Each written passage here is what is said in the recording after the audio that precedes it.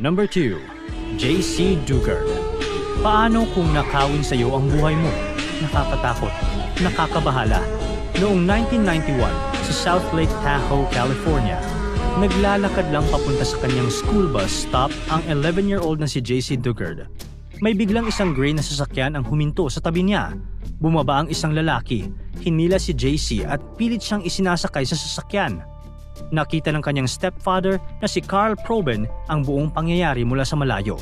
Sinubukan niya pang habulin sila gamit ang bisikleta pero huli na ang lahat. 18 years na ang lumipas, wala pa ring lead kay JC. Pero ang pamilya niya, lalo na ang kanyang ina, ay hindi kailanman sumuko. Patuloy silang umaasa na balang araw ay makikita nilang muli si JC. August 24, 2009, isang lalaki na nagngangalang Philip Garrido ang dumating sa University of California, Berkeley campus, kasama ang dalawang batang babae. Napansin ng campus police na kakaiba ang kilos ni Garrido at ng mga batang kasama niya. Nag-imbestiga ang mga pulis at nalaman nilang si Garrido ay isang convicted sex offender. Kinabukasan, nagpunta si Garrido sa kanyang parole office kasama ang kanyang asawa na si Nancy, ang dalawang batang babae at isang babaeng nagpakilalang Alisa. Napansin ng parole officer na may kakaibang nangyayari.